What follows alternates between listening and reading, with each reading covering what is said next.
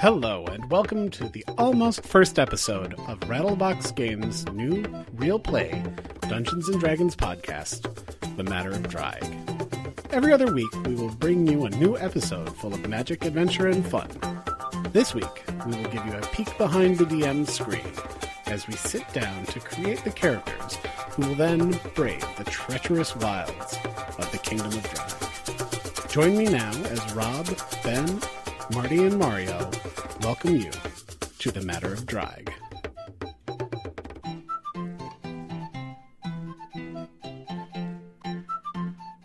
Hello, and welcome to the Matter of Draig podcast. This is something that we're going to call Episode 0. It's going to be a little hello, and then we're going to do some character creation, although we'll maybe have a little bit of discussion about the fact that we've already done some character creation ahead of this. I don't think it's a horrible idea to start with some introductions. My name's Rob, and I've been playing Dungeons & Dragons for, I'd say, probably 35 years, since it was the original Dungeons & Dragons. And I've continued playing role-playing games on and off all those years. A little on computer, a little on pen and paper, some breaks of years at a time, but keep coming back. And here we are. We're going to be playing Dungeons & Dragons 5th edition. My role in this adventure is going to be that of the Dungeon Master. We're going to be operating in a world of our own creation with its own gods and monsters, but we'll be using the system that's provided by Wizards of the Coast, by the Dungeons & Dragons books. There'll be some things that you learn, but there'll be a lot of things that you're familiar with as well. And I'm going to take it from there. I'm going to go to my left. What do I talk about? My name is Ben. That's a good place to start. Okay, I'm doing well. I've only been playing D&D for probably 4 years, so I'm not like a legend or anything. I started with like 3.5 and then completely skipped 4 because that was, skippable. And I will be playing warlock, half-elf warlock, named Benard Weissmith or Vismith. It kind of like it depends on where he is and who he's talking to. If he's like a high society part. Okay. He's not picky. Well, I mean, he wants to impress people. He's got to like, if it's a party, he might Weissmith or something like that. Vismith sounds more working class, I think. Fair enough. Yeah. As we mentioned a little bit earlier, as I referred to, we've done some character creation. We actually played a game of Fiasco over a couple of nights to help cobble together this ragtag team of adventurers.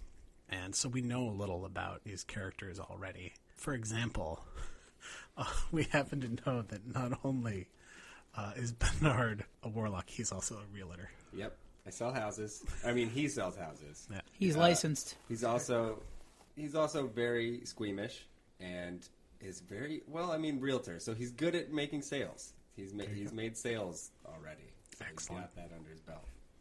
All right.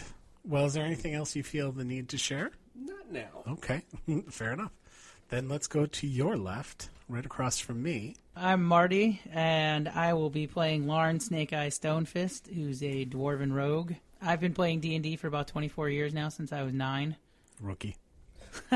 So hopefully I don't die this time. My very first character died within 2 minutes of the mission starting. I have to say, I'm a little scared because I'm going to let people die. Oh, that's fine. I'm totally Dungeon Master Rob here saying, in the first chunk that I've really, worked out, there's an encounter where you could totally die.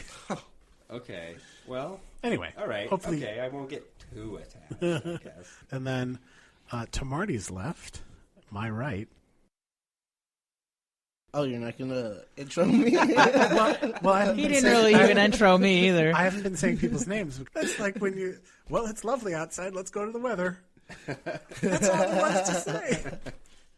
Okay, my name is Mario. Unlike these fabulous gentlemen, I am a legendary noob at Dungeons & Dragons. I have no idea what I'm doing or what I'm getting myself into, but I think it'll be fun nonetheless. Well, and I think that's going to be great for the game because hopefully there'll be people listening who've never played before, and you're going to keep us honest. We're going to go over the rules, and hopefully it'll be a way that people can get an idea of what it's like to play the games. I'll be like the referee. I'll be like, well, I don't think you can do that. Hey, Mario, would you care to tell us a little about your character? I would love to. So I'll be playing my own creation, Raven Broodwing. He is a cleric, but I'm pretty sure he's not really quite fit for the class of cleric because he's a little on the dark side, to say the least. He's a very transactional cleric. You're laying there bleeding. He has the spell to heal you, and his question is, what's in it for me? I mean, like, I can go and throw out heal spells willy-nilly, but, I mean, I think I should definitely have some kind of return. I'm very excited about that. Previously, I've had a little tiff with Benard, because apparently he ran over my aunt, and it wasn't so cool. I think it was a fatal running over. Oh, yeah. Yeah, she died. Yeah, she's dead. She did. He apologized. I don't know. I mean... However, I did manage to coax a lovely mind control potion out of Benard. So, I mean, I guess we're okay for now. That's right. He's starting with mind control potion. Yes. And I also have some really awesome conversation eggs or something. That's right. We'll get to that. All right. More on that later. Did you just call me a moron? Ooh. Now into character creation. And I have to say, with 5th edition, I can't tell you that I've ever actually created a character. I've read up on that process, but I think Marty's going to be our resident expert on character creation. So maybe would you mind leading us off, Marty? Totally. It's actually pretty easy compared to a lot of the other versions of D&D. For people who really aren't familiar, and this is where if you're an experienced player, you can decide whether or not you want to keep listening. If you're not an experienced player, you are contractually obligated to continue listening. Otherwise, Benard will shatter your mind with his magical powers. Sounds right. And if you haven't played Dungeons & Dragons 5th edition, you might want to listen just because there are some differences in the characters. At the heart of most role-playing games, and 5th edition of Dungeons & Dragons not being an exception to this, is the characters' statistics, which in this case, they are strength, dexterity, constitution, intelligence, wisdom, and charisma. And each of those are going to affect the way that you interact with other characters and with the world. To establish those, there's a fair amount of dice rolling, or rolling of dice. Marty, how do you tend to do it? Because there are two official ways to come up with the numbers. There's roll a bunch of dice, or there's take this number and tweak it a little. I usually do roll a bunch of dice, but my suggestion for this would actually be to follow the book. You've got 2 ways that you can do in the book. You can either roll 4 and then take the highest 3, and you do that 6 times. Or if you don't want to roll, they have 6 stats in here already that are their average, and you can just take those. I, as the dungeon master, would prefer if we did the roll and choose, because to a certain extent, the engine that drives this is twofold. It's the imagination of the players and the dungeon master, and what the dice do to us. So starting out with the dice doing things to us is amusing. If I recall, you generate a pool of numbers, and then you assign them as you see fit. Yes. So it's not that you're rolling dice to establish your intelligence. You roll dice several times. You have a pool of numbers. You assign them as you Exactly. see fit. As with many games, following the rules in a way that doesn't serve as fun is not the best. But I think it could be hilarious if someone had a guy with just rock bottom statistics. Oh, it'll be hilarious for everybody else. You find a way to play around it. We're rolling 4d6. I think the first thing you're going to actually want to start with is write down your character name Yep. Did that. Yeah. Okay. Alrighty. We've done. Okay. All right, so now everybody roll 6 times with 4 6-sided dice and write down your results. I'm really wondering how epic this is going to sound when we all roll our 4 6-sided dice at the exact same time. 1 second. You ready, Mario? Yeah. Fire away, boyos. All right, and We'll get up here. okay. Ben, what do you have? It's a 10. Total? The total is 11. All right, so you have an 11, but we're dropping the lowest die. So 10. your lowest die was a 1. So You a thought 10. you did bad, huh? Marty, what's your absolute total? My absolute total is 11. And what's your what are we taking with us? 9. Or I could drop the 5 and I could have a 6. Now let's drop the low. And then Mario? Oh, I got a 19, guys. Man, that's No, not- 18. Well, Well, the 19, but total. so Oh, but yeah. in this case, if you leave out the low, you have a 18. that is not a bad place to start. You literally doubled my score. That was a nice roll there. You almost have their scores added together, in fact. Yeah. Oh, All right, geez. let's roll again. We're going to do that 5 more times. What do you have, Mario? 13.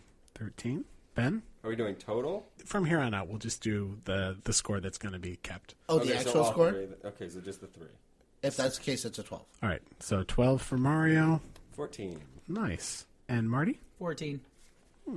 Yeah. Now we're Part getting of the somewhere. 14 club. We haven't established, or we haven't made it to the 18 club yet. Ooh, Ben. That's not good. Ben, what do you have? That's a 5. Oh, boy. We're going to have the best adventuring party ever because they're going to be bad at everything, and it's I going know to be which great. stat this is already. Mario? 14. Marty? 8. Oh, boy. Oh, God.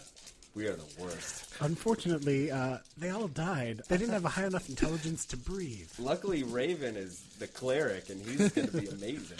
I just hope that you have payment. That's all I have to say. All right. What do we got? 15 for me. 15 for Mario. I got a 9. Ben's bad at Dungeons and Dragons. I'm also part of the 15 club. Nice. Marty shows up. Oh, no. Okay. We're going 2 more times. Roll 4, keep 3. All right, Marty, give him the good news. I made it into the 16 club.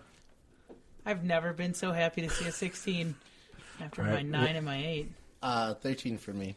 All right. For Mario, a 13. And for Ben, 13. 13. All right. And then one more roll. I need to pray. Wait. Oh, yes. Pray. Yes, one more roll.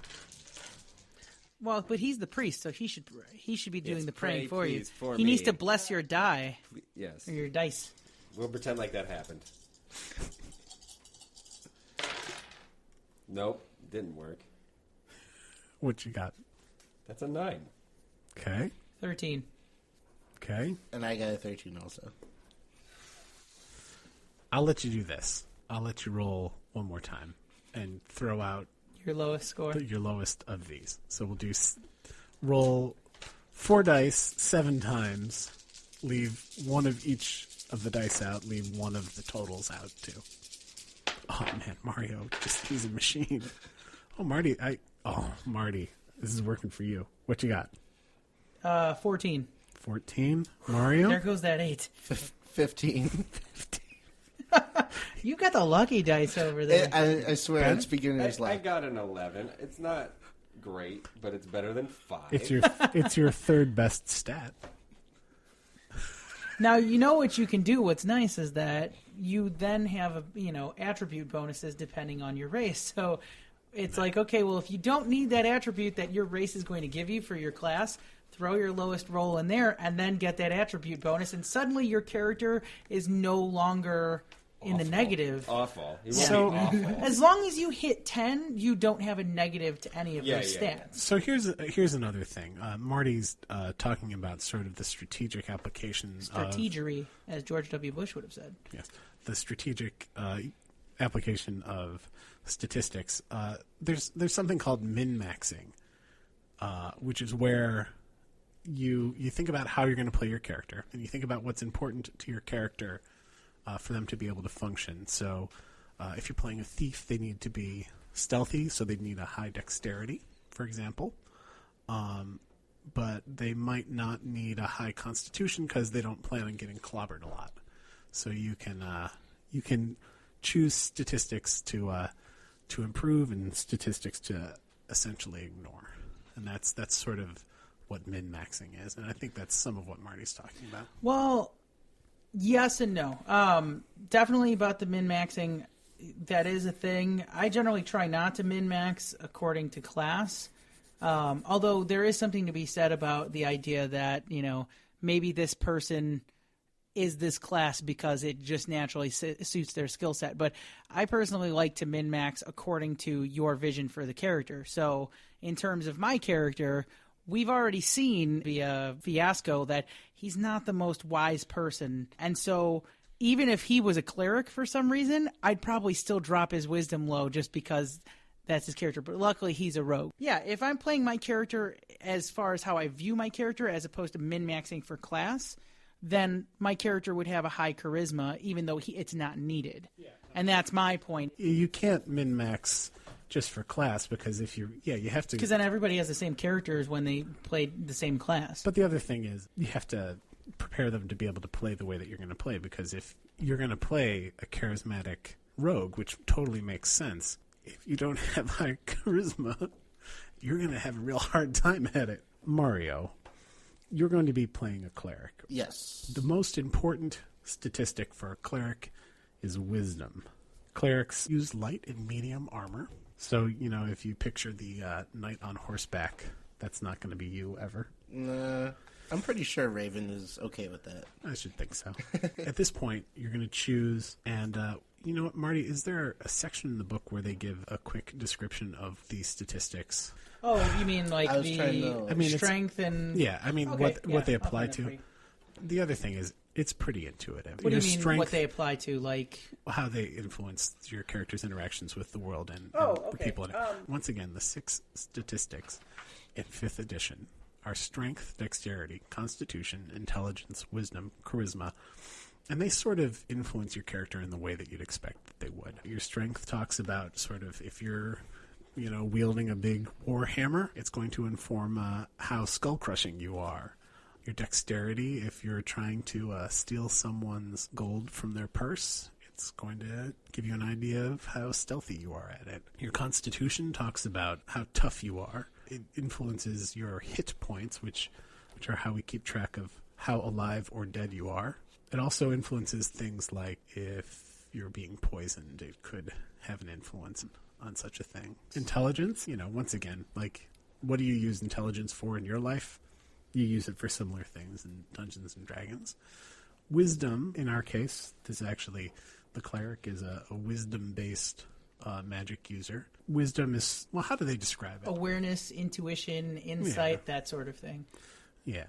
Charisma, our final attribute, is actually used for every other spellcasting class. Bard, sorcerer, warlock. Yep. Basically, it comes down to wizards are able to use magic because of book learning. And so they have to memorize their spells, and everything is based on what they've learned. Sorcerers do it more intuitively, like they're just shaping the elements and magic around them, and they haven't learned their spells from a book, so they have less spells available to them, but they don't have to study their spell book to regain their spells. And then warlocks are granted their powers by an outside force, so they have less spells, but they're powerful in a different way. The fact that we're playing in a world which has been created by ourselves, as opposed to the world that Dungeons and Dragons sort of sets itself in the books, it'll be interesting with the warlock, because we're going to have to apply our gods and our benign and malevolent entities instead of using the ones in the book. But actually, if you read the book, they invite you generously to make your own universe, your own world, your own town, your own continent. Whatever degree of micro or macro adjustment you want to make, they're happy for you to do that. And many of the settings in Dungeons & Dragons that are official didn't start off as official Dungeons & Dragons settings anyway. They started off as fan creations. I mean, the current setting that they focus on the most is Forgotten Realms, which was not originally created by Dungeons & Dragons. Marty, it looks like you've already assigned your statistics. You want to run those down for us? Yes, so I have a 9, a 14, a 15, a 16, a 13, and a 14. Going back to how my character was played during Fiasco, and also because he's a rogue, dexterity is his most important stat, so I put the 16 there. And also, these are before I add in any bonuses from his race or class or anything like that. So I gave him the 16 in dexterity because, I envision him as pretty quick and nimble for a dwarf. And then I put a 15 into constitution because as a dwarf, he's a pretty hardy individual as well. Sure. I gave him a 9 in wisdom because, as we've seen, he is not the most wise individual. He imbibes a bit too much alcohol, and he's a bit too free with information that might be detrimental to him when he's drunk. And he's also a little bit too free with his money when he's drunk, buying rounds for everybody and, just in general not being the most situationally aware when he's drunk. And Fair so enough. I figured that would kind of cover that. But he does seem like a pretty charismatic fellow, so I gave him a 14 in charisma, Nice. which will also cover things like intimidation, deception, things like that. As you mentioned, your race is going to influence those statistics. Yes. So, am I correct in thinking that his strength is going to go up too? Now, the way they've got dwarves broken his down strength is is there not two flavors yes. of dwarf. So if I were choosing a mountain dwarf, his strength would go up 2, but he is actually a hill dwarf, so his wisdom is going to go up 1 point, Yep, but he's not going to get that bonus to strength. fair enough. But his constitution is going to go up too, yes? Yes, that's standard for all dwarves. So his Yeah. constitution is going to go up 2. So the last stat that I did was I gave him the last 14 in strength. Nice. So I think everybody should assign their values, and then we'll go back through and add the bonuses. Yeah, let's do that. Mario, with that description, do you feel like you have an idea? Since you are playing a cleric, we discussed that wisdom is going to be your most important attribute. So maybe you want to put your 18 there. Yeah, I'm already ahead of that. And then You want to give us a breakdown of what you've done? Looking through on the character sheet and seeing what everything does. Okay, you could tell me if this is good or bad. So my numbers are 2 13s, a 14, 2 15s, and an 18. I'm violently shaking my head. jealous rage, I think is how I describe that. That's okay. As soon as Benard dies, you've just made way for the Grimble. Oh, true. All right, so what are you doing with those, Mario? All right, so I didn't really think strength or dexterity really applied to me, so those would be my 13s. Okay. I actually kind of did it in process of elimination. So wisdom, I went and I put my 18. Intelligence, I thought that was probably a little more important, so I put one of my 15s. And then between Constitution and Charisma, I actually gave Constitution my 15 and Charisma my 14. I like it. Both by process of elimination, but I don't feel like Raven is as charismatic anyway. So, Although that's pretty charismatic. You're gonna like where that takes you. All of your stats are above average anyway. Yeah. I mean, like I said before, average is 10 to 11. That's like the human average. Like, pick a guy off the street. How strong is he? Oh, he's like a 10 in strength, So even with a 13 in dexterity and strength, it's still, it's like your character's been strength training, all year, and you're better than most people. well, my pastimes are poetry and weightlifting. There you go.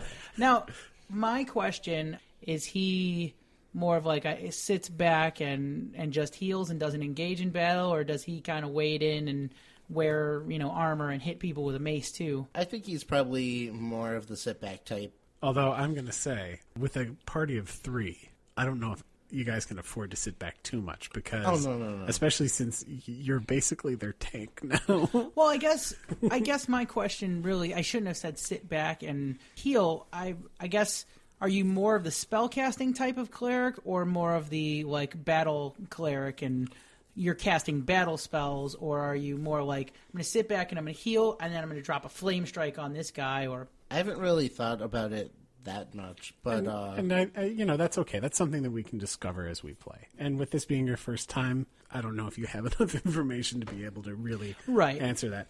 I guess the breakdown is essentially: are you going to be more offensive or defensive? Yeah. And like primarily defensive. Okay, but definitely I intend to do what I can. There you go. And that's what's going to need to happen, I think. Another thing is, some of what Marty might be referring to is that with all the characters, there are different ways to play them. But with a cleric, there's maybe more so than any other class, because you could play a cleric that just wades in there and smashes people up. But something clerics can do is they can cast spells to improve the whole party or one like particular person buffs in the party. Exactly. Oh, look at you. MMO. I'm so proud. Yeah, you can cast buffs, or you can heal people, or you can cast offensive spells. And clerics are one of, if not the most versatile class in this game too. I mean, you can play them so many different ways, and you can change your playstyle with them at the drop of a hat. I mean, if you run out of spells, then you can wade right in and start bashing guys on the head with a mace. So, and there might be call for that. We'll see. All right. We talked about how your race influenced your numbers. You're a human? Primarily, I thought I wanted to play human, but I didn't really get a chance to look at the races either. That's okay. You can play a human. If you do, it makes it really easy. All your stats go up 1. Okay. Oh, my God. Which means you have a 19 out of the gate. I think Ben is seething right now. I apologize in advance. A level 1 with a 19. Oh, my God. It happens. And in fairness, he dropped another 13. Yeah. So effectively, our little fudge there didn't affect him at all. I think that takes us over to Ben. Great. Awesome. What you doing there, Ben? All right. I'm going to go down. So charisma is the most important thing for a warlock. But I think Benard is more intelligent than charismatic. So I put 14 in intelligence and then 13 in charisma. Strength and dexterity is 10 and a 9, just whichever one. It doesn't matter. I believe I put 9 in strength and 10 in dex, which leaves wisdom, where I put an 11, and constitution is the lowest because he throws up all the time, so that's a 9. Yes. Yeah. I could have kept a 5, honestly, for his constitution, because he was like hair trigger vomiting. All right. And then as a half-elf, I don't think I realized he was a half-elf. I didn't look up the half-elf's racial adjustments to the statistics. Do you want to run those down for us? Yeah, half-elves get +2 to charisma, so it actually works out that my charisma will still be higher than intelligence, so that'll be nice. 15, and then a 14 intelligence, so that's not bad. And then it's a +1 to whatever score I want. And I just put that in strength. So I have 10s versus just being average. I guess let's finish off the conversation about statistics. Marty looked up in the book. He booked up for us how the statistics are going to be affected by leveling up. So in this case, the rogue, which is Marty's a rogue. So it's actually basically every 4 levels you gain an attribute score improvement, which is it's generally like +1, I think. Mm-hmm. So, my rogue could bump his dexterity up to 17 when he hits level 4. You might, depending on your class, have a class feature that when you reach that level, it lets you bump it up 2. Mm-hmm. But no matter what, you'll never be able to bump your score past 20. Yeah, 20 is... And 20, if you have like a strength of 20, you're like Hercules. You are ridiculous. The highest attribute score you'll see in this game, this may be different with 5th edition because I haven't encountered these in 5th edition yet, but this is how it was in every other edition. Highest attribute score you'll ever see is 24. So a good indication of that is Storm Giants. Storm Giants are the strongest giants, and they have a strength score of 24. So... Hey, wait, let's check. Anyone's race, Storm Giant. Storm Giant. I think I'm part Storm Giant. I definitely think that could be the case. So these statistics now sort of propagate out to some other things. which we might or might not talk about. Well, I can just give a quick rundown, too. Sure. Basically, they're going to affect skills. So, quick rundown of the skills. You've got acrobatics, animal handling, arcana, athletics, deception, history, insight, intimidation, investigation, medicine, nature, perception, performance, persuasion, religion, sleight of hand, stealth, and survival. And then you've also got saving throws. And your attributes are going to affect all of those. Yeah. So basically, when we make our characters, our race, our class, and our background are going to tell us what skills our characters are proficient in. And on the character sheet, there's like a little box to check next to it, and that just basically means that when we use that skill, in addition to whatever modifier we get from our attribute, we also apply our proficiency bonus to it. That's where the proficiency bonus comes Which in. at this point, since we are characters, or you are characters between level 1 and 4, your proficiency bonus is going to be a +2. Yes. Proficiency bonus is +2. Up to level 4. And then the ability scores, the attribute scores, depending on what it is, you have your modifier, and that modifier is used for every single one of your skills. Yeah. So for acrobatics, if I don't have acrobatics as a proficient skill, then my ability modifier, due to my 16 dexterity at the moment, would be a +3. And so Which is nothing to sneeze at. Yeah, so I'd roll a d20 when I use it and add 3 to the score. If I was proficient in it, then I'd also add the +2 for my proficiency bonus, so I'd add 5 total. So if I roll and I get a 13 and then add 5, I've got 18. And then if the difficulty curve for this is 10, then I've smashed that and I've done whatever acrobatic thing I intended to do. Whereas at other times there'll be contests. The example I always use is basically if Ben's character's on one side of the door and Mario's character's on the other side, and they're both trying, like one's trying to open it and the other's trying to keep the door closed, then it's going to be the strength contest, and it's basically going to be his roll versus his roll. Yeah, and it's just the higher wins. Yeah. So the next step would be actually, since we know our races, we're going to go and add their bonuses to their scores. So for Dwarf, I automatically get a +2 to Constitution, so that becomes 17. I chose to be a Hill Dwarf, so I get a +1 to Wisdom. Yes. So that becomes 10. Which is very nice. So That brings you from a -1 to a 0. exactly. And I don't have any additional ability score increases. That reflects my research on dwarves, too. Yes. Now, Benard, Did you already you said add... you're half elf, Half right? elf. I think I may have gotten it wrong. I know I get +2 to charisma. You get a +2 to Charisma, and 2 other ability scores of your choice increase by 1. So I actually missed one. I put You know what? I'm going to tell you something.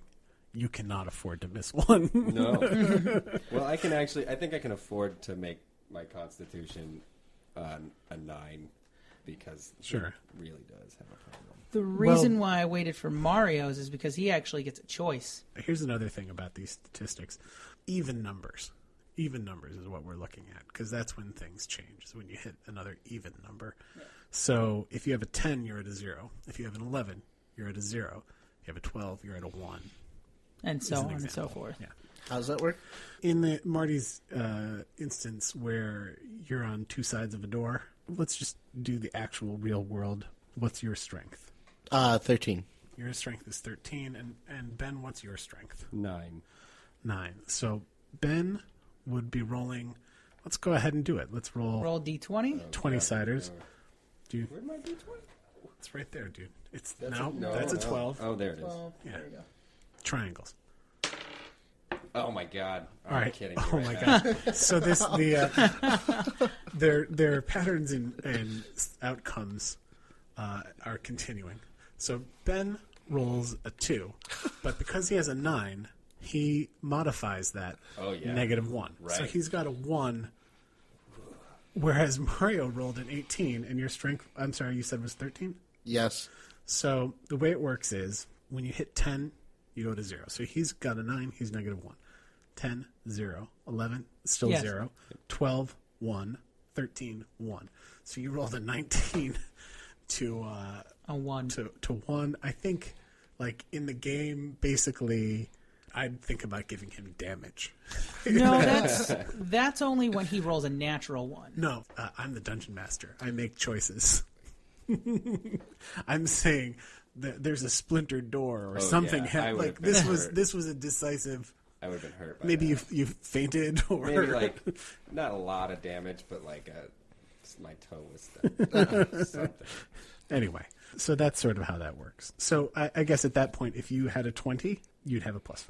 Yes. Yes. Okay, so I would say back to races. Yes. As a human, you get a choice.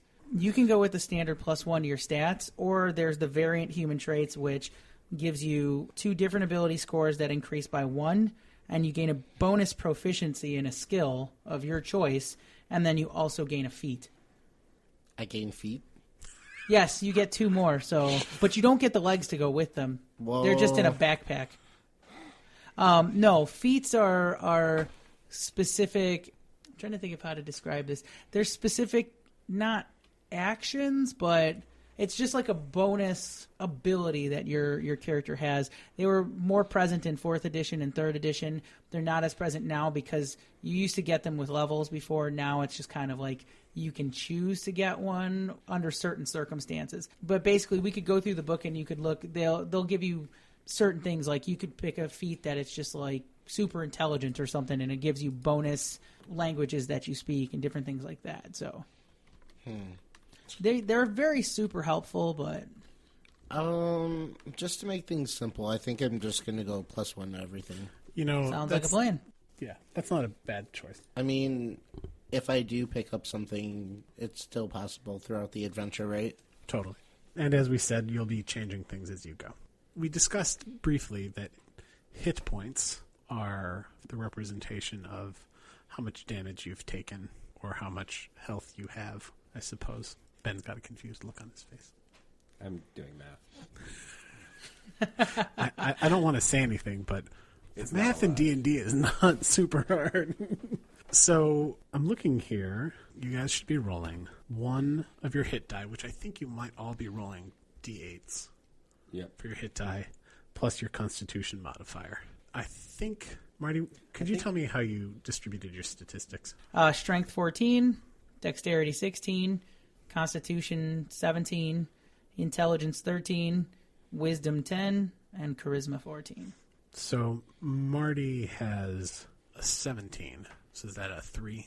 Oh yeah, I have a +3 to my ability modifier. So the most I think you could get is an 11 hit points. That's what I'm about to find out. The hit die is determined by your class, The rogue has a D8 hit die. which is nice because it used to be D6 in all the previous editions. And I know that the cleric has a D8, and I think the warlock does too. So you guys are all D8. So that's with your Constitution modifier, Yeah. the -1 that I have. That's great. That's great. Yeah, so basically your hit die, we've all got a 1d8 for hit dice. And then under hit points, you're going to roll that die and then add your Constitution modifier to it. So if you've got a Constitution modifier of -1, then Then the roll most you please- could hope for is a 7. Please roll an 8. Is it not that you just get that die? I thought you would just start out with 8 and then plus your modifier. Oh, actually, no, you're right. Hit points at first level is your hit die It's just plus, it's just 8. whatever the max is plus your Constitution modifier. Do they talk about whether or not you actually add the negative? Yeah, Okay. you add your modifier. So I have a 7. All right, you have... I start. Yeah. Every level after 1, then you roll. Now, as a hill dwarf, Okay, I get an extra 1 hit point every level. nice. You're starting pretty high. You're starting with a 12 then? Yes, The 12 because you get 8 for being a rogue. a rogue. You get 3 for having a 17 Constitution, And and one- 1 for being a hill dwarf. All right, Mario, if I'm not mistaken, you have a constitution of 16? No, 15. 15, is that reflecting the +1 for being a human? No. So then you have So it 16. would be 16. So because of that, you go 2, 4, 6, +3, just like Marty. So that would put you at 11, right behind him, right? Yes. I don't know if you can hear us turning pages and writing with pencils and whatnot, folks. It's very exciting. Mario, as a human, I don't know if I wrote down your speed. 30. Yeah. I think as a human, it's just 30. And, Yeah, I think I read that. and Marty, you're 25. Yep. And half elf. Also 30. Yeah, that's pretty standard. Yeah. The last few things you need to write down for your race, just take a look at the traits for each race because they give you additional proficiencies. So as a dwarf, I get proficiency in the battle axe, hand axe, throwing hammer, and warhammer. All right, the half elf, you gain proficiency in 2 skills of your choice. Mm-hmm. So when we get to the skills, you're just going to make sure you fill in the little box next to it so you know that you get to use your proficiency modifier. Yeah. And it doesn't look like you have anything for weapons or anything like that. No. The other skills are things that we'll make notes of them on our character sheets, but we're not going to go through them right now. You will want to write down for your half-elf, you can speak and read and write Common, Elvish, and 1 additional language of your choice. Mm-hmm. As a dwarf, I can speak and read and write Common, Dwarvish, and yeah, those 2. I also get to be proficient with a type of tools, so I chose smithing tools. Very nice. Good choice. The humans.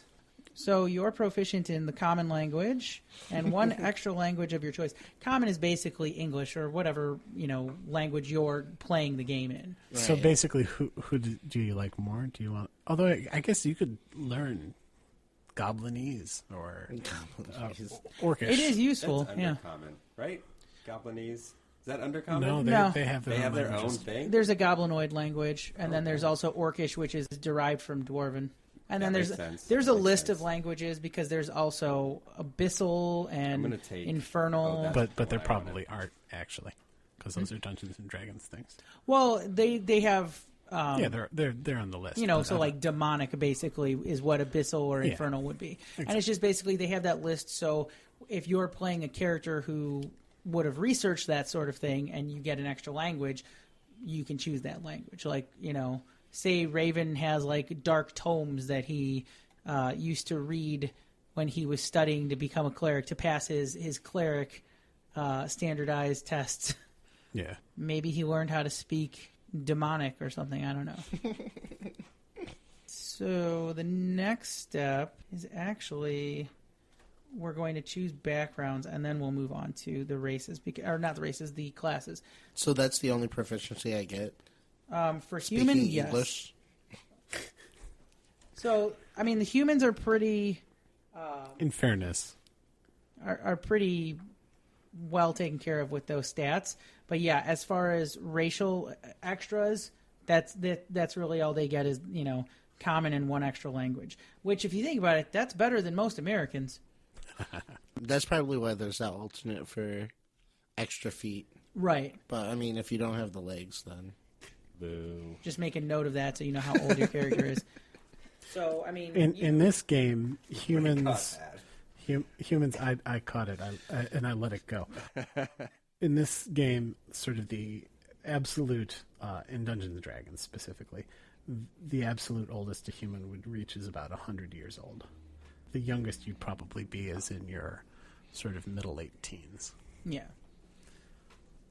So for half-elf age, half-elves mature at the same rate as humans do and reach adulthood around the age of 20, but they live much longer than humans, however, often exceeding 180 years. Dwarves live much longer and achieve Yes. maturity at a different age. Dwarves, the minimum age you'd likely be is about 50, and you can live to around 400. Yeah. My dwarf is probably about 120. Okay. Yeah. So he took up this roguing thing late in life? No, he's always been a rogue, but he wasn't an adventurer, so... I mean... He just doesn't practice. He's a level 1 rogue, so he's still better than the standard people out there. You know what it is, though? It's not how many years you've been roguing. It's how well it's how you do many it. minutes you've been roguing. Anyway. So let's move on to backgrounds. So I'll just really quickly list them off, and then if one sounds interesting to you, let me know and I'll give you the description. Oh, what is this? These are the backgrounds. These are going to determine more skills and languages and stuff like that, and also starting equipment. I mean, we kind of know what our characters' backgrounds are, but this helps to flesh it out in game terms. What is background? Like, where we came from? He'll read them and it'll become obvious. Choosing a background provides you with important story cues about your character's identity. Most important to ask about your background is what changed.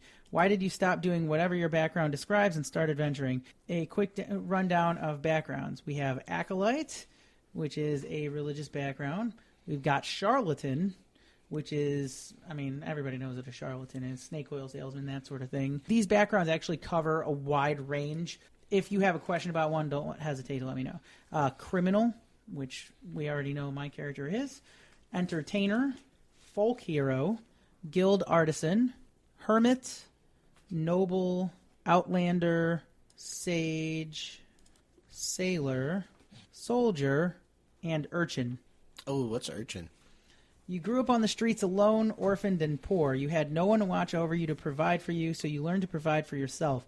You fought fiercely over food and kept a constant watch out for other desperate souls who might steal from you. You slept on rooftops and in alleyways, exposed to the elements, and endured sickness without the advantage of medicine or a place to recuperate. You survived despite all odds, and did so through cunning, strength, speed, or some combination of each. You begin your adventuring career with enough money to live modestly, but securely for at least 10 days. How did you come by that money? What allowed you to break free of your desperate circumstances and embark upon a better life? That feels right. Yeah, I'm getting tingles because it just fits. Yeah, with the way you've been playing it, too. I can heal you, but... Right, what's in it for me? Extra. But my wallet's a little Yeah. light here. My coin purse. It's not clinking and clanking as much as it should. Each background kind of has a feature that they get. I assume that you really want this one. Urchin? Yeah. Yeah. Oh, Okay. yeah. So the feature for the urchin, you know the secret patterns and flows to cities and can find passages through the urban sprawl that others would miss.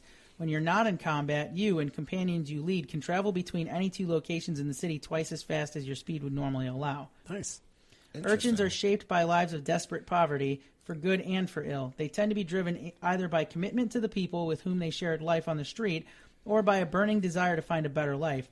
Maybe get some payback on all the rich people who treated them badly. Yes! All right, there we go. All right, so we've got 4 things that you're going to roll for with your background. So grab a D6 and a D8, because you're going to be using the D8 for the first one and then D6 for the other 3. So let's roll your D8 first. This is for your personality trait. So you got a 2. You ask a lot of questions. If you want to re-roll it, I don't see a problem with that, because this is kind of this kind of works into your play style for the character and their personality. So And I think we can skip that, because I think some of that's already covered with what we've done. So right. And it's just kind of like the reason why that's important is because that's how you gain inspiration. If you play to your character's traits, then the DM usually rewards you with inspiration. So I could just read you those personality traits, and then you could say, okay, this one sounds like my character. I hide scraps of food and trinkets away in my pockets. I ask a lot of questions. I like to sneeze into small places where no one else can get to me. Oh, squeeze. I was like, that's so why would mean. you sneeze into small Very places? specific behavior. I sleep with my back to a wall or tree with everything I own wrapped in a bundle in my arms. I eat like a pig and have bad manners. I think anyone who's nice to me is hiding evil intent. I don't like to bathe. I bluntly say what other people are hinting at or hiding. I kind of feel like the last one is totally your character. Definitely. Which one? I bluntly say what other people are hinting at or hiding. If not that one, I was thinking of, I think everyone has evil intent. It's up to you. Which one? What was the last one again? The last one is I bluntly say what other people are hinting at or hiding. Yeah, let's go with that. Okay, so write that down as personality trait. So the reason we all reacted to that is because in the Fiasco game that we played to establish these characters and set up their relationships with each other, that's sort of along the lines of the direction that Mario had been playing Raven. When we heard that, we all thought, oh, that's so Raven. And now we roll a D6 for your ideal. So I'll just let him finish writing this down real quick. Well, it's bluntly It's states something. You bluntly say things Page to 141. people. Yeah. Okay.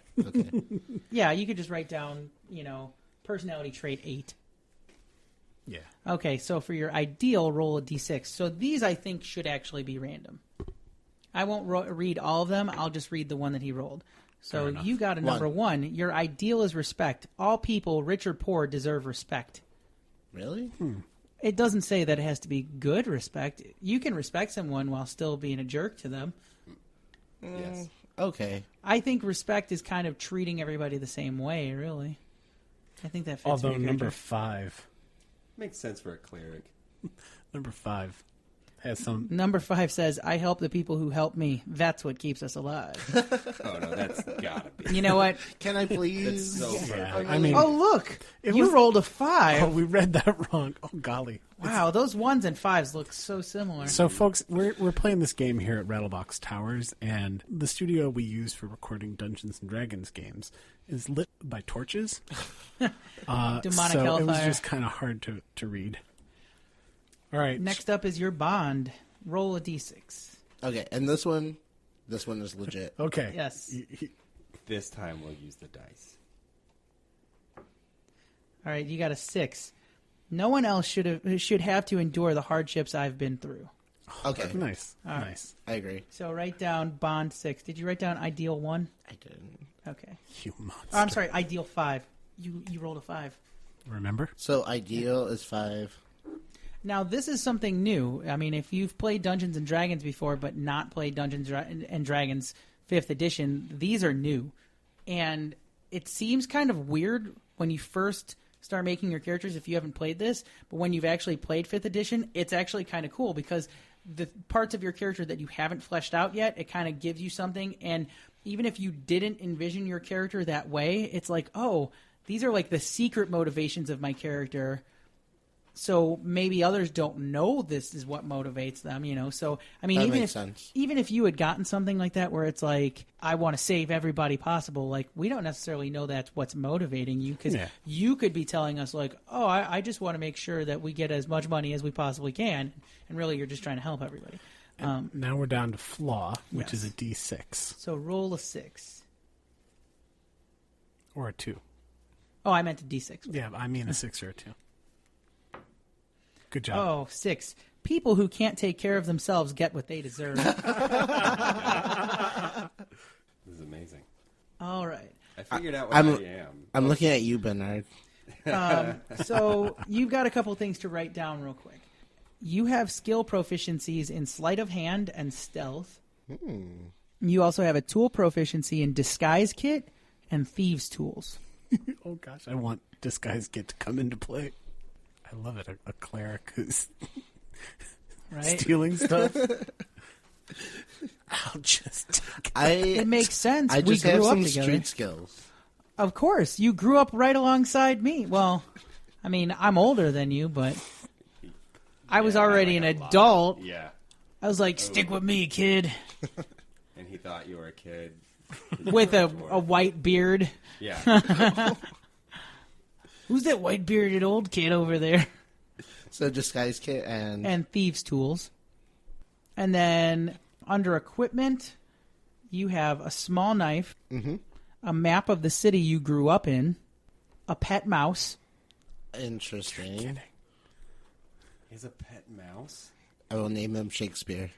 yes, a token to remember your parents by, Okay. some common clothing. You don't have to write that one down. I think that's just kind of assumed everybody has clothing. Yeah. I'm going to go ahead and everyone And 10 gets gold clothes. pieces. And what? 10 gold pieces. Alrighty. Ben. So I was thinking about Acolyte because I know that I have come from an order. However, I am a realtor. And I think... Guild artisan? Oh, I was thinking charlatan. Oh I'm my thinking god, that's way better definitely than I thought. charlatan, yeah. He strikes me... Benard strikes me as snake oil. Oh man, salesman to the max. you fit in better with our already existing Yeah. partnership better than I thought. But he hasn't come across that way quite yet. But Not I think yet. it's there. Oh I man, definitely think it's when that comes out, my character is going to be like, brother! Nice. We're so Yeah, ragtag. he's got a thieves. He's a cleric, and the rogue is just like, all right. We just all of us are thieves. I expect that to be reflected in the gameplay. Oh, yes. Well, never mind. That happened in the other game. We won't go into that. So, charlatan, you have always had a way with people. Yep. Real estate agent. Mm-hmm. You know what makes them tick. You can tease out of their hearts desires after a few minutes of conversation, and with a few leading questions, you can read them like they were children's books. It's a useful talent and one that you're perfectly willing to use for your advantage. You know what people want and you deliver, or rather, you promise to deliver. Common sense should steer people away from things that sound too good to be true, but common sense seems to be in short supply when you're around. Yes, Sounds that's about perfect. right. Yeah. There you go. All right. Let's have you write down your proficiencies first, since it's next up on there anyway. Okay. So you have skill proficiencies in deception and sleight of hand. Oh, man, we're all getting sleight of hand. I'm not.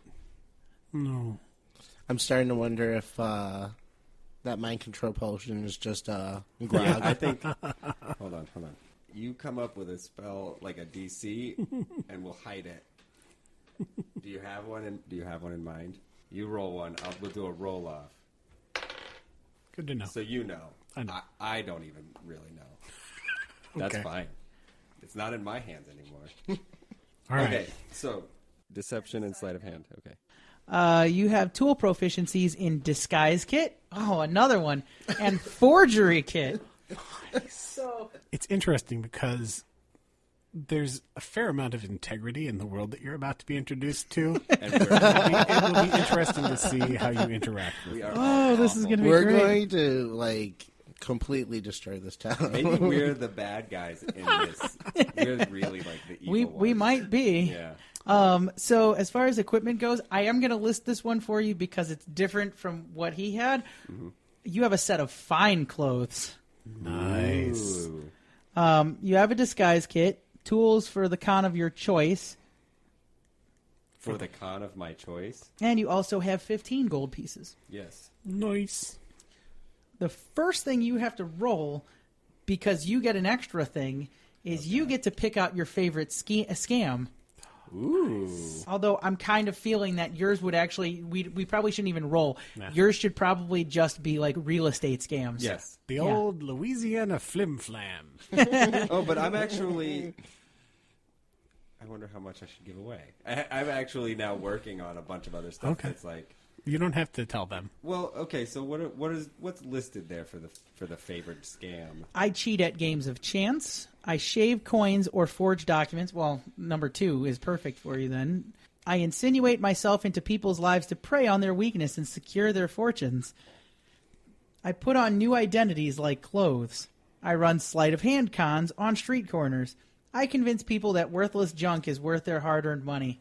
Oh, number man, 2 or number 6. Either number 2 or number 6, and my rolls are garbage, so I don't know what's gonna happen. Well, we'll say 6. Yeah. Okay. Let's say a 6. That All was right. closer. So you like to convince people that worthless houses are worth a lot of money. No, I'm telling you, the property value is just going to double or triple over the next 2 months. But Yeah. but the building's on fire. That's good. I suppose. It's like I like suppose I wow. won't have to gather firewood. Natural heating. Exactly.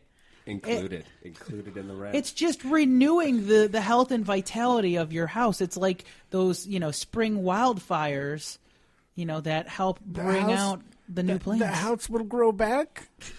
It's a phoenix house. Oh, I've You're heard really of those. good at this. That would be that would be good. I might have to, be brought on as a realtor underneath you.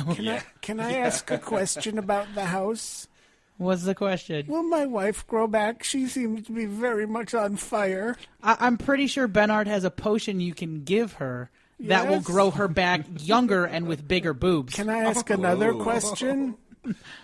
Why is your warlock realtor having the healing potions, not your cleric? He's a wizard. He's not a warlock. He is a warlock. And it's a special Wait. Hold on.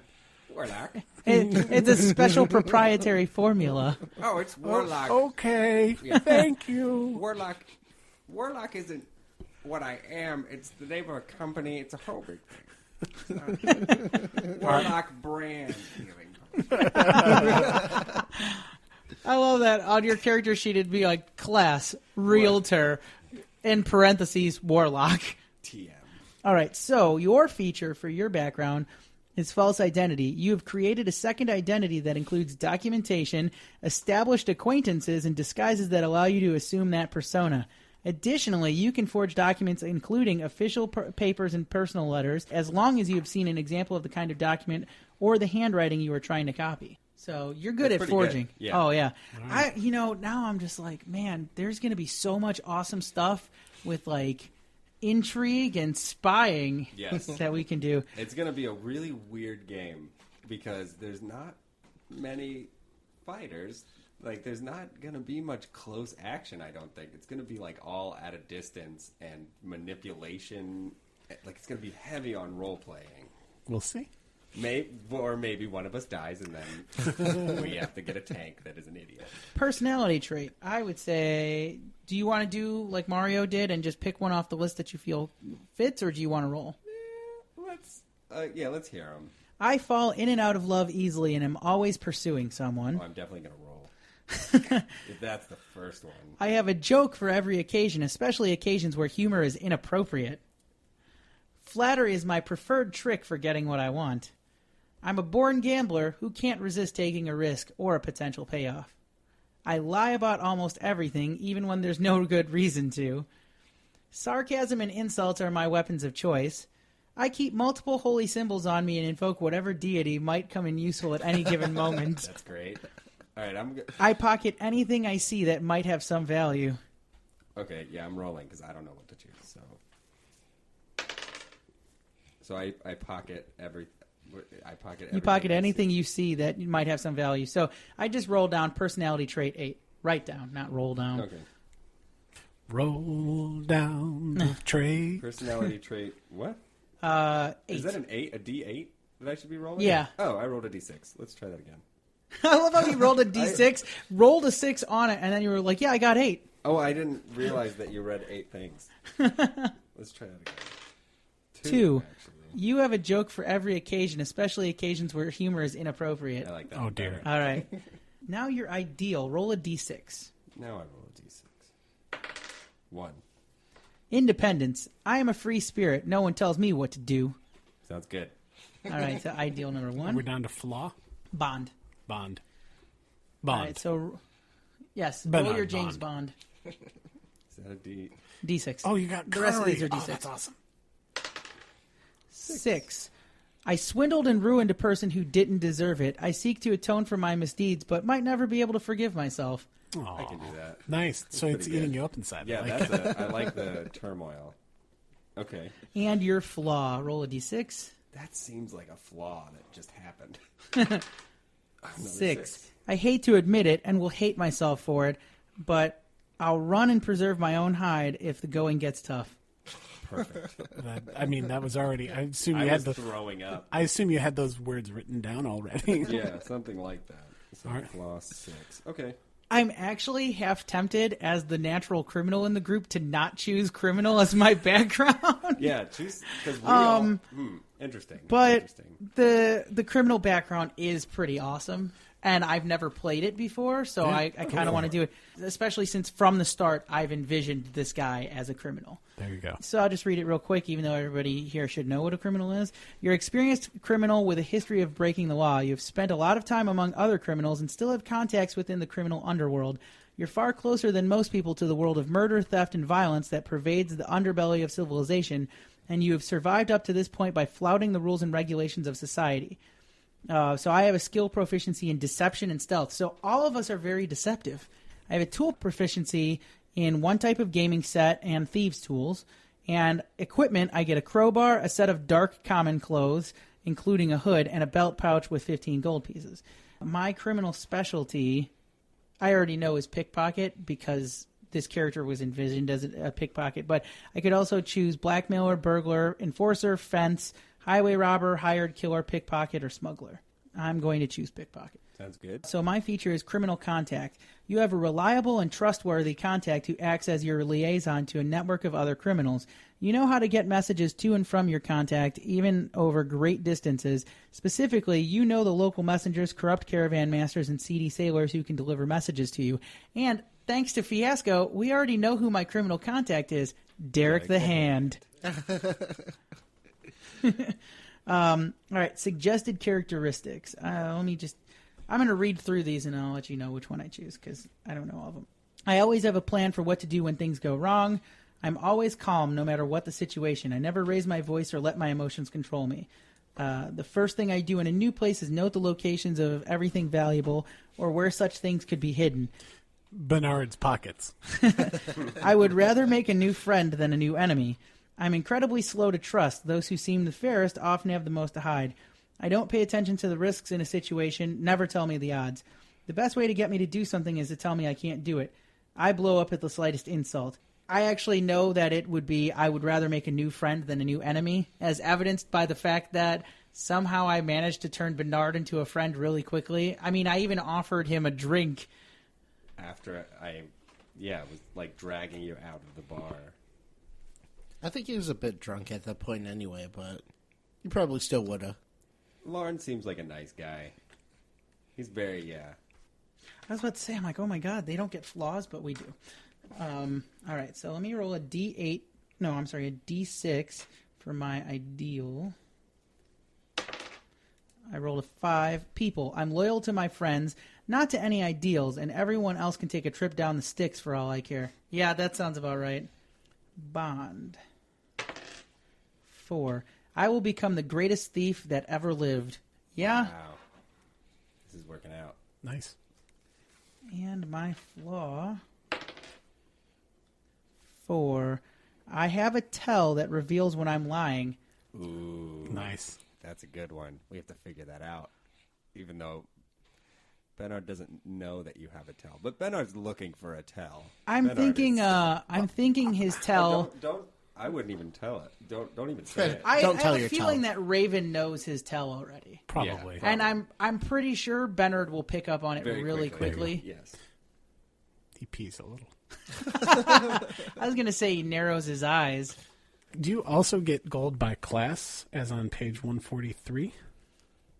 Yes, you do. It's just this is additional stuff. So you'll actually have some more gold coming. Yes. Nice. And then I had gold last time as well. True. Though I spent it on new clothing Yeah. because my clothing was all destroyed. Now we move on to classes. Let's do the cleric first because alphabetically it comes first in the book. There you go. All right. So for the cleric, you already wrote down your hit points, correct? Yeah. Okay. And you wrote down that your hit dice are 1d8, correct? I did not. So actually, your hit points, Mario, are 11 total. 11 total. Total. Okay. Dice. D8. Yes. Okay. As a cleric, you have proficiencies in light armor, medium armor, and shields. So light armor is things like padded armor, studded leather. Medium armor is hide armor, chain shirts, scale mail, breastplate, and half plate. Basically, heavy armor gets into full plate mail, ring mail, chain mail, splint mail. So like night gear. Yeah, you're like just below that. Simple weapons. Let me just find that. Simple weapons include clubs, daggers, great clubs, which are two-handed clubs, hand axes, javelins, light hammers, maces, quarterstaves, sickles, spears, and, of course, the good old-fashioned punch or kick. As opposed to slap fight. Oh, you can slap it, too. It's basically That's my preferred. A glove slap. really long fingernails. Okay, so your weapons, all simple weapons. You don't have any tool proficiencies. Saving throws, you're proficient in wisdom and charisma. Yeah. Let me just quickly look at this. Yeah, that's right. Yeah, All right, I've so- written down here. perfect. So just write down that you're proficient in wisdom and charisma rolls. When we fill out the character sheets, like when we type them up, you'll have like a little black circle Okay. next to it. Actually, Ben, you're also proficient in wisdom and charisma, for reference. Perfect. Savings throw. Marty, dexterity, and intelligence. Okay. Yes. And then for skills, you get to choose 2 out of these ones. History, insight, medicine, persuasion, and religion. Now, let me know if you need any of those explained.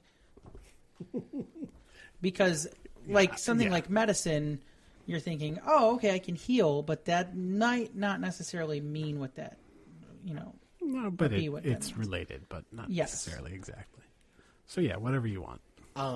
So I picked 2. Yes. And what are they? Medicine, history? History, insight, medicine, persuasion, and religion. Insight and... what was the last one? Religion. Religion? No, not that. The cleric's like, nah, I don't need to know anything about religion. I guess medicine. Okay, so write down insight and medicine. Okay. So for your starting equipment, you get choices. For your weapon, you can choose either a mace or a warhammer. Mace. All right, so write down that. Classic. That's a classic cleric weapon. You mean that's a raven? That is so Raven. The damage for that is 1d6 bludgeoning. Scratchy, scratchy, scratchy. For armor, you get to choose between scale mail, leather armor, or chainmail. But the chainmail is only if you're proficient in heavy armor, which you are not. So chainmail or leather. I mean, you could still have the chainmail, but I wouldn't be able to use it. You could wear I keep it. it in a bag. Well, you can wear it. That's the beauty of D&D as opposed to a lot of role-playing games on the computer is that you can do things that you're not proficient in. You just get negatives to it. So you get like a -1 or a -2 or whatever. So in this case, there would be probably, I think, a negative to your armor class if you chose the chainmail. But it really depends. I mean, if you found magic chainmail that's like +3 and the negative for using it is only going to be -1, then it's probably worth it. Your character's just not used to wearing it. Right. But you can eventually get more proficiencies, and you can become more proficient in things and learn to use it, and then you'd get rid of that. So yeah, scale mail or leather armor is really what you'd want to choose right now. I'll go with leather. Okay, so for the leather, your dex modifier isn't going to change between the two of them. So if you had the leather armor, your armor class is going to be 12. If you have the scale mail, your armor class is going to be 15. I think Raven still likes leather better. Sounds like about it. right. I wasn't going to say anything, but I really feel like we have the same feeling for Raven, that Raven would go leather. All right, so It's leather armor for black Raven. leather. Yes, exactly. Scale mail is just too flashy for my taste. You can also choose a light crossbow with 20 bolts or any simple weapon.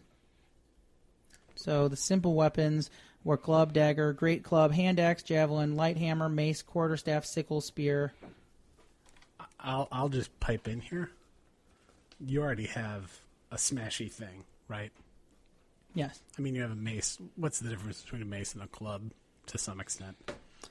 Right. I do have a mace. Well, it says any simple weapon, which also includes the ranged weapons. So as far as ranged weapons, but you under simple. mentioned crossbow. Like if I were playing, well, you've got crossbow, you've got darts, you've got short bows, and you've got a sling. The light crossbow is going to do the most damage. it also It's also the heaviest thing. it's the heaviest. It also has some disadvantages in that it takes a while to reload. And I think if someone's next to you and you try and reload it, they get to attack you. Really? Yeah, they get advantage. Because you're futzing around, But I'm like, wait a second. Time out. I got to load my musket here. It would be nice to be a little ranged, so I think I'll still go with crossbow. Okay, so like you've got a crossbow and 20 bolts. But it's a light crossbow, right? Does Yes. that matter? Yeah, the heavy crossbow is a completely different thing. So yeah, it's a light crossbow. Okay. You also have either a priest's pack or explorer's pack. We'll get into that later, but they just kind of include different things. Like the explorer's pack has like probably a grappling hook and some rope and stuff like that and some torches. The priest pack will have a few of those things, but focus more on priestly things that you need, like candles and scrolls to be able to scribe things and stuff like that, because that stuff can be useful later on. Like, say you find a book with a new spell, you can kind of write it down for yourself. Probably some wafers. Some bloody wine. Vestments. I was going to say blood of Christ. Vestments. Yeah, your character has the blood of Christ, even though we're not on Earth. Yep, that's fine. All right. And the last thing is a shield and a holy symbol. Oh. Just a I have holy lot of symbol. those. right? No, you No, didn't you get don't have that. any holy symbols. Don't worry, you get some fun stuff too. Oh, I am aware. I am ready for You my get fun more. stuff. You get some black leather too. Shields. I'm just kidding. I don't know what you get. I don't think it's black leather. Well, I don't know. I didn't. You get pleather. We'll get into the fun. But he has the warlock money. stuff. He has the nice things. Yeah. I'm so jealous. A holy symbol, and then I pick one of the packs. Yeah. So either the priest pack or the explorer's pack. I will go with the priest pack All right. because it's ironic. Not really. The Judas. You know what? That's probably not a bad call because I suspect these two Jamokes, at least one of them, will have the adventurer's pack. Yeah. So I figured I already have enough like con tools there you go. that I should probably like have something to my my class. You're classy. Thank you. And then the last thing we have to do is spells for you. Spells And- are importante. All right. So for cantrips, cantrips are basically minor spells that are fairly useful, and you can just cast them as many times as you need to. So you'll never run out of cantrips. Leveled spells, you can run out. You know, you'll have like one or two per level, but cantrips, you have an unlimited amount. So the cantrips you have to choose from, and I can explain these to you. There's guidance, light, mending, resistance, sacred flame, spare the dying, and thaumaturgy. I thought you said vomit thurgy. Vomit thurgy? Vomit clergy. It's where you as a priest throw up. Do you want an aggressive or non-aggressive? I think you get 3 cantrips. Do I? Yes. Out of those? Yes. So guidance, you touch one willing creature. Once before the spell ends, the target can roll a d4 and add the number rolled to one ability check of its choice. It can roll the die before or after making the ability check. The spell ends. So that's a good buff right there. How about you guys go through your equipment and then I'll read through spells. Perfect idea. See, that's efficient. What page are we on there? The list is on page 207. The page numbers.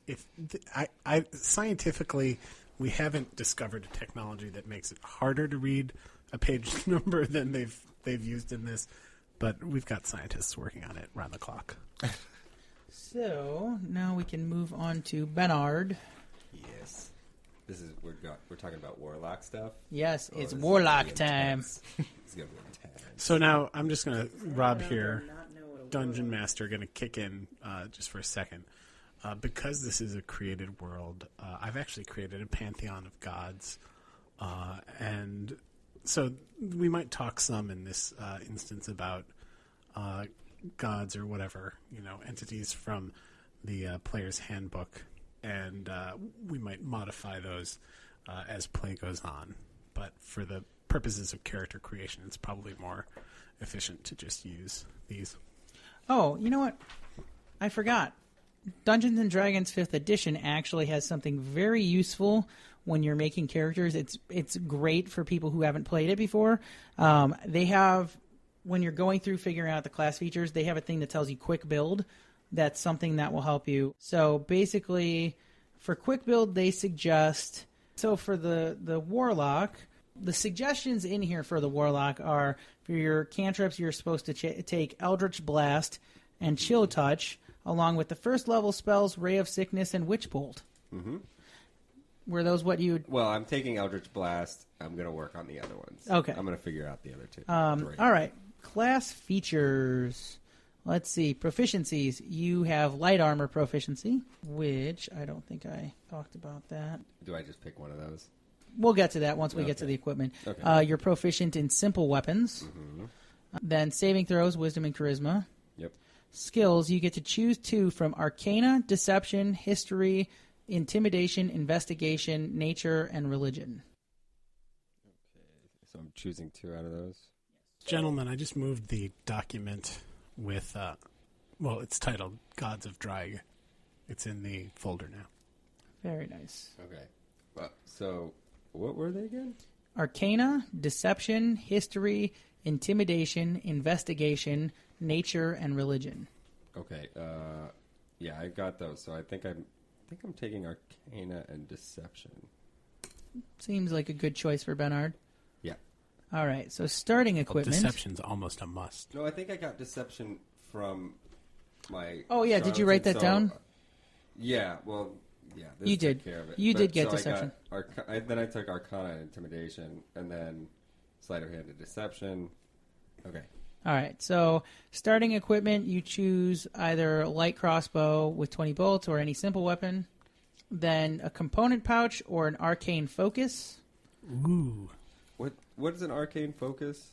Basically, instead of using spell components to form your spells, the arcane focus helps you to focus the eldritch energies around you into the spells. They don't do a good job of explaining what Right. the arcane focus does. So I think- what do I get?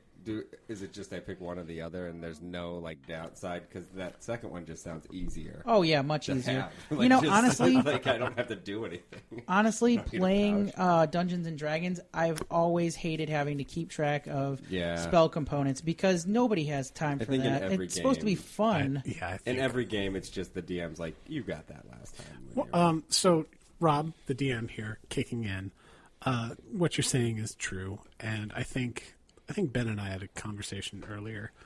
If you say that you're leaving the town with a team of ponies, and you've strapped your stuff on the ponies, and later the ponies are washed down a river, then I might decide to make life harder for you. But otherwise, I think we'll assume that you're able to feed and clothe yourselves and keep yourselves in the equipment that is necessary for the day-to-day carrying out of the skills that you've trained your whole life for. Yeah, otherwise it turns into The Sims, and like not the fun part of The Sims. It's like The part where you have virtual shopping mall. Yeah, you have to like make sure your bladder is emptied, and that takes like a quarter of your day. It's not a free action. I would just suggest going with the arcane focus. Yeah, arcane They focus is never easier. really They just explain don't it in say. here, but Just a quick jump in. I think a focus.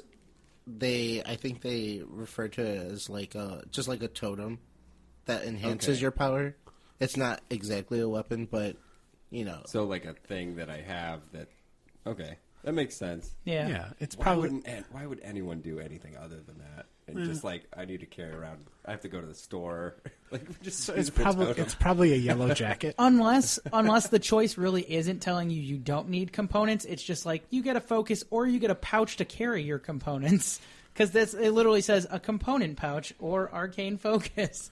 It's so confusing. Let's go with focus. Yeah. Yeah. Okay. Yeah.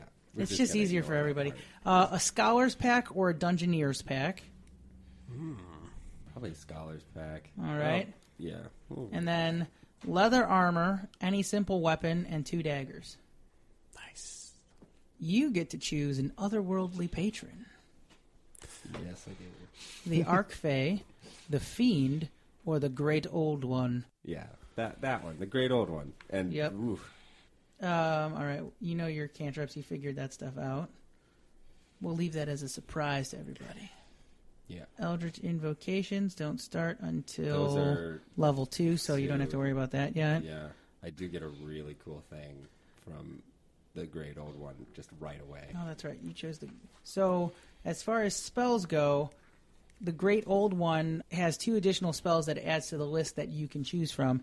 Tasha's Hideous Laughter, which has always been one of my favorite Dungeons and Dragons spells. It's so great for pranks and just goofy stuff. And Dissonant Whispers, which is, pardon me, but it's insane.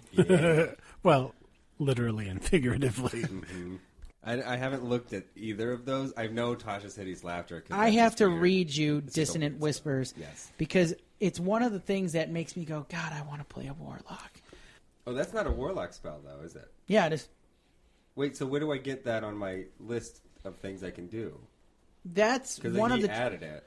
So he adds it basically as a spell you can choose as your first level spell. It's a first level spell. Yes. What level is it normally? It's a first level spell. Oh, okay. But it's just that there's the standard list of spells that you get for your class that you get to choose from. And then depending on which patron you Okay, choose, okay. they have additional spells they add. And then let me add in here again, Rob the DM, something that's always been slightly confusing about Dungeons and Dragons is your characters have levels and spells have levels, and they don't correlate in any particularly logical way. So it's not that when you become second level, you're able to use second level spells at all. It would almost be more helpful to the players if those spells were instead of first and second level, if they were tier A and tier B, but that's not how it's been done. And then it gets a little bit more complicated with D&D 5, but in a good way. Because in addition to your spells being leveled, like you have spell slots, so at level 1, you have 1 spell slot and you have 2 known cantrips. And like I said, cantrips you could just cast as many times without resting. But you have 1 spell slot and you have 2 known spells. So you can cast one of those spells and your slot is leveled. So your spell slot is first level right now. But when you hit level 3, your spell slot level becomes level 2. And what that basically means is when you go to cast a spell, say you're casting a first level spell, you can cast it and make it more powerful by expending a level 2 slot. Yeah. And so it adds more damage or increases the effect, stuff like that. The laughter is more hideous. The whispers are more whispery. Exactly. So I want to hear. So dissonant whispers. You whisper a discordant melody that only one creature of your choice within range can hear, racking it with terrible pain. The target must make a wisdom saving throw. On a failed save, it takes 3d6 psychic damage and must immediately use its reaction, if available, to move as far as its speed allows away from you. The creature doesn't move into obviously dangerous ground, such as a fire or pit. On a successful save, the target takes half as much damage, so you still roll the 3d6 and whatever it is you have it, and doesn't have to move away. A deafened creature automatically succeeds on the save. Nah. But, I mean, that's, for first level, 3d6, and then it runs away. Yeah. I like it. I chose that. I'm picking that one. As a first level spell, and I'm just going to probably use that. I would like with that my too. 1 spell slot. Exactly. You'll use that, and then you'll constantly be eldritch blasting people. Yeah, pretty much. Those are the two. Yeah, those are the 2 I wrote down. I think you were talking about that a month ago. Those 2 specific ones. So the nice thing is, warlocks don't have access to a lot of spells, and they don't have very many spell slots. Like, you only ever get 4 spell slots. That's at level 20. Like, 17 to 20, you get 4 spell slots. So basically, between rests, you get to cast 4 spells. But you have unlimited cantrips, and that's where your awesomeness comes in, because your patrons, or not your patrons, I'm sorry, you have what's called a pact. Yeah. At level 3, you choose it. So you can choose the Pact of the Chain, Pact of the Blade, or Pact of the Tome. And they do different things. And basically, eventually, you get this thing called Eldritch Invocations. And your prerequisites depend on, they require either certain spells or certain levels, or require you to have a certain pact. Yeah. And one of the awesome ones is Agonizing Blast, which changes your Eldritch Blast, so it adds your Charisma modifier as damage to it on every hit. Yes. There's also Eldritch Spear, which changes Eldritch Blast. When you cast Eldritch Blast, its range is now 300 feet. Yep. I mean, there's just all sorts of things. And it's like, because There's some you can crazy cast ones Eldritch in there. Blast as many times as you want, you're just like, okay, now it goes farther, it hits harder. Like, I think there's an invocation for adding some higher level spells as cantrips. Exactly. I think, but I'll have to read up on it. I have until level 3. However, get to the stuff that I get from the Great Old One, though. Did you not see the first thing I get from him, that one, I get to telepathically communicate starting with any at level creature. 1. Awakened Mind. Starting at level 1, your alien knowledge gives you the ability to touch the minds of other creatures. You can communicate telepathically with any creature you can see within 30 feet of you. You don't need to share a language with the creature for it to understand your telepathic utterances, but the creature must be able to understand at least one language. That's pretty useful. That's crazy. Right? I can talk to anything. So Rob is actually being very useful with the computer right now, and on his monitor he's actually showing off some of the spells. You can't see this because this is a podcast and not a video cast or a vlog. He's telling the truth. So I think we've got you covered for class. Yes. So the last would be me, the good old rogue. So, what do they suggest for me? They suggest that I take the Arcane Trickster archetype and choose the Charlatan background, but I did not choose the Charlatan background. I'm not so sure about the archetype yet. So let's see. Proficiencies, I get light armor. For weapon proficiencies, I get simple weapons, hand crossbows, long swords, rapiers, and short swords. In addition, I had some dwarven weapons as well, like hand axe, battle axe, stuff like that. Dex and intelligence for saving throws. Skills, I get to choose 4. From acrobatics, athletics, deception, insight, intimidation, investigation, perception, performance, persuasion, sleight of hand, and stealth. And that actually makes me realize that I didn't choose anything from my background. I didn't write that down. So my background was criminal, because of course it was. So skill proficiency, I got deception and stealth. So I get 4. I'm going to go sleight of hand, because I'm a pickpocket after all. I already got stealth. I'm going to go perception, and I think I will go acrobatics and persuasion. So my starting equipment, I can start with either a rapier or a short sword. And funnily enough, it says I have a short sword, which we already know that Larn has one because, according to Fiasco, he has his father's short sword. He also has a short bow and quiver of 20 arrows or a short sword. I'm going with a second short sword. And then he gets to choose either a burglar's pack, a dungeoneer's pack, or an explorer's pack. That's a really hard choice between explorer's pack and burglar's pack. Yeah. I'm going to have to look that up to see, because I don't remember what's in the burglar's pack. If you, yeah, you can do that whenever you want. And then leather armor. It's the leather armor gang. Yep. Aw. Two Are you daggers. matchers? No, my leather armor is brown with some red streaks in it. And then I get thieves' tools, like lock picks and stuff like that. So Mario's considering his cantrips here, and one of them is called Spare the Dying. The deal with that is if someone reaches 0 hit points, they're going to have to start making these savings throws to see if they die. If you can get over there and use this, you can stabilize them, and whereas they'll still have 0 hit points, they're not going to be actively engaged in dying in the same way that they had been. It's a valuable thing, but it's your call. I don't know that you can use it on yourself. no, because you're out. Yeah. Because So at just 0 keep that hit in points, mind. you're out cold. Yeah. All right. Well, if you wanted to know what the packs are real quick, a burglar's pack includes a backpack, a bag of 1,000 ball bearings, 10 feet of string, a bell, 5 candles, a crowbar, a hammer, 10 pythons. I don't know what those are. They're the spikes you use for climbing. Oh, nice. A hooded lantern, 2 flasks of oil, 5 days' rations, a tinderbox, and a water skin. The pack also has 50 feet of hempen rope strapped to the side of it. Dungeoneer's pack, because I'm going to skip the ones that nobody got choice for. Dungeoneer's pack includes a backpack, a crowbar, a hammer, 10 pythons, 10 torches, a tinderbox, 10 days of rations, and a water skin. It also has 50 feet of hempen rope strapped to the side of it. Explorer's pack includes a backpack, a bedroll, a mess kit, a tinderbox, 10 torches, 10 days of rations, and water skin. The pack also has 50 feet of hempen rope strapped to the side of it. So everybody's getting rope. If you don't have rope, you don't deserve to play Dungeons and Dragons. Well, we say that, but then we get to the last 2 packs that were offered, and they don't have rope. Wait, I don't have rope? Depends. Which one did you choose? Did you choose the Scholars? Yeah. You don't have rope, but I have rope, so it's okay. Yeah, we've got I don't eight think I ropes. do either. Which did you choose? The priest The pack? priest pack. Okay, so the priest pack includes a backpack, a blanket, 10 candles, a tinderbox, an alms box, 2 boxes of incense, a censer, vestments, 2 days of rations, and a water skin. Basically, all the stuff to be a Catholic priest. The Scholars Pack that Benard has includes a backpack, a book of lore, a bottle of ink, an ink pen, 10 sheets of parchment, a little bag of sand, and a small knife. Nice. I like my little bag of sand.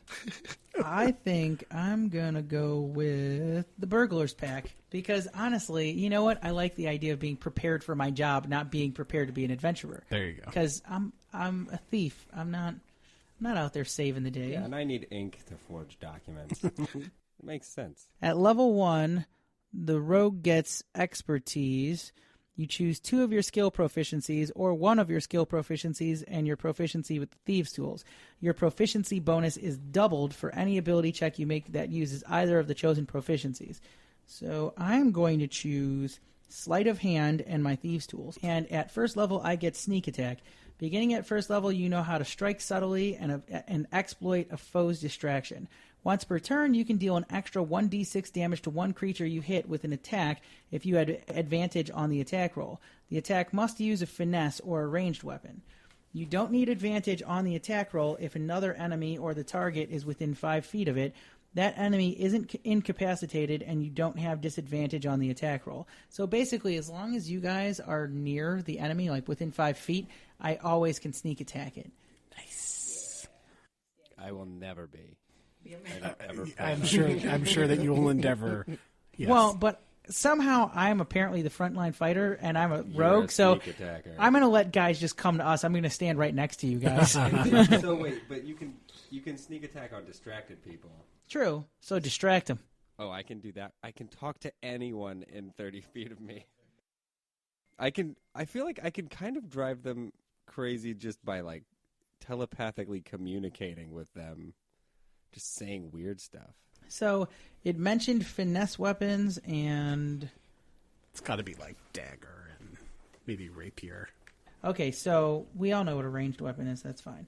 Finesse weapons. When making an attack with a finesse weapon, you use your choice of strength or dexterity modifier for the attack and damage rolls.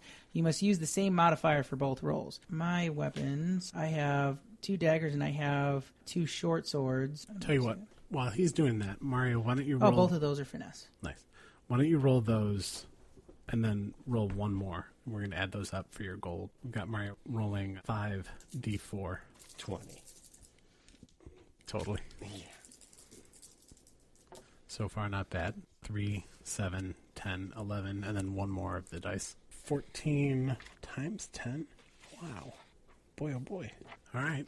Why don't we have Benard do that? The warlock rolls 4. I'm going to get 4. It's like the reverse of, calling your home run.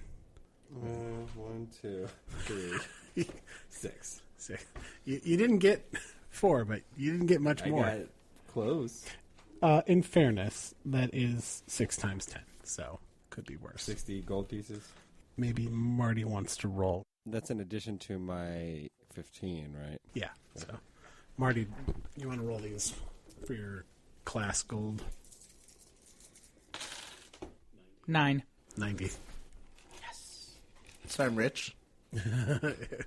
You basically have these guys covered coming and going. How much gold did I get with my background? Did he hire you guys? Are you like He's his... running the entire I'm thing. like the secret mastermind. Are you like his apprentices? Oh, yeah, and I also had 15 gold pieces from my background, so I have 105. I spent a lot on fine clothes. So how much was it? 140?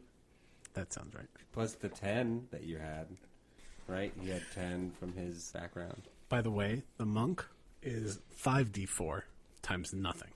Yeah, that sounds right. I was about to say, he doesn't need anything.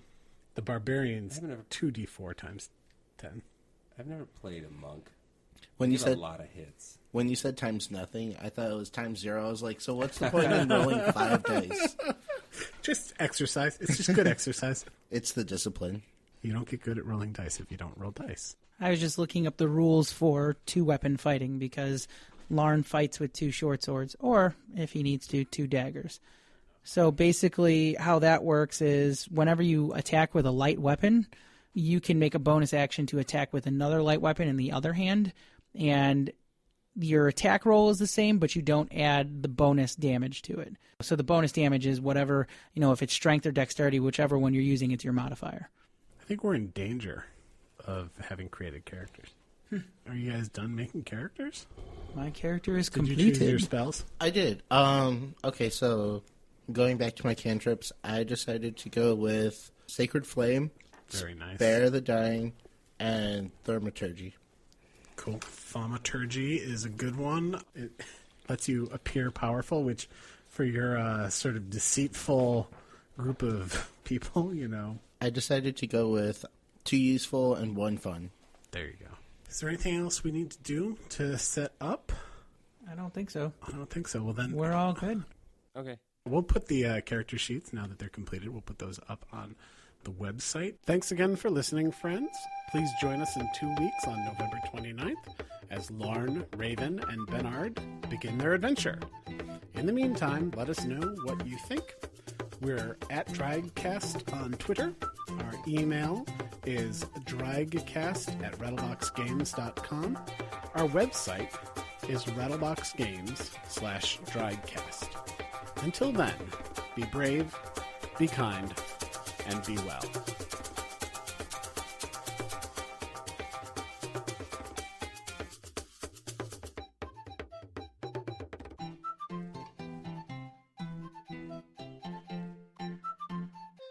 Brought to you by Rattlebox Games.